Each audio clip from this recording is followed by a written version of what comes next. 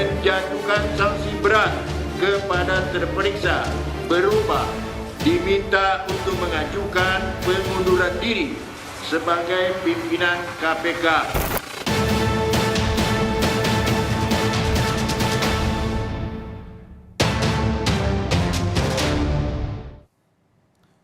Saudara, Dewan Pengawas KPK menjatuhkan sanksi berat kepada Ketua Nonaktif KPK Firly Bahuri.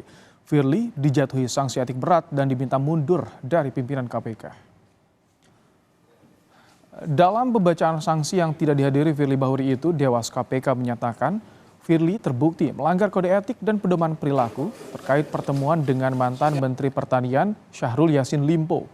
Dewas KPK menghukum Firly dengan sanksi berat, yaitu merekomendasikan Firly untuk mengundurkan diri.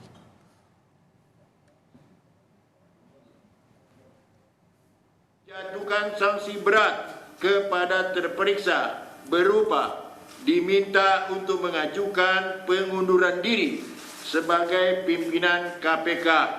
Mengumumkan putusan ini pada media jaringan milik komisi yang hanya dapat diakses oleh insan komisi dan atau lainnya sesuai dengan peraturan Dewan Pengawas tentang penegakan kode etik dan kode perilaku. Saat Dewan Pengawas KPK gelar sidang putusan etik, saudara, Firly Bahuri harus menghadapi proses hukum di kepolisian. Firly Bahuri memenuhi panggilan polisi untuk diperiksa sebagai tersangka kasus dugaan pemerasan terhadap mantan Menteri Pertanian Syahrul Yassin Limpo. Kedatangan Firly ke gedung Barreskrim ini luput dari pantauan wartawan, saudara. Sebelumnya, Firly tidak memenuhi panggilan polisi pada pekan lalu.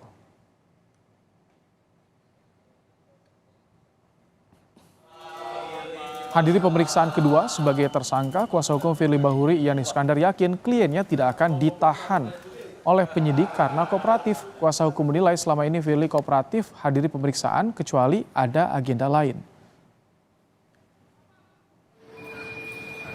Jadi nggak ditahan nih? Optimis nggak ditahan? Enggak, kita kooperatif. Semua permintaan penyidik kita penuhi, kecuali kita tidak kooperatif. Kalaupun kita tidak bisa memenuhi panggilan kemarin, kan ada alasan yang kita sampaikan secara tertulis dan diatur dalam KUHP. Boleh saja kan?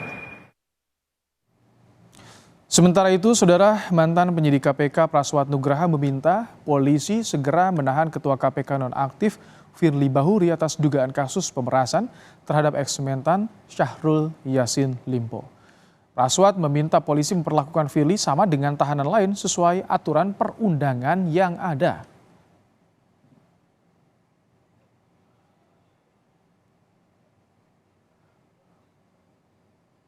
Proses penahanan saudara Firly Bahuri harus sesuai dengan KUHP dan KUHP, harus disampaikan di depan publik, harus dipakaikan pakaian orange dan harus diborgol sebagaimana berlakunya asas equality before the law.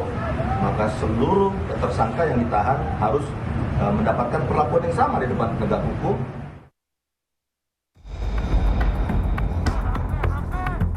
Ketua KPK nonaktif Firly Bahuri sudah 4 kali diperiksa penyidik Polda Metro Jaya dalam kasus dugaan pemerasan terhadap mantan Menteri Pertanian Syahrul Yassin Limpo.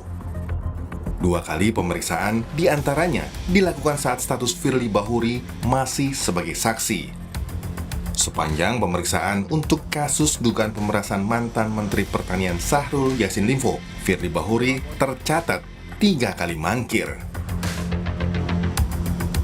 Firly pertama kali mangkir saat agenda pemeriksaan tanggal 20 Oktober 2023. Firly baru bisa diperiksa pada tanggal 24 Oktober 2023. Kemudian pada pemeriksaan 7 November 2023, Firly juga kembali tak hadir dengan alasan ada acara Hari Anti Korupsi di Aceh.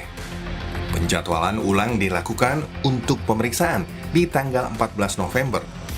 Namun, lagi-lagi Firly tak hadir.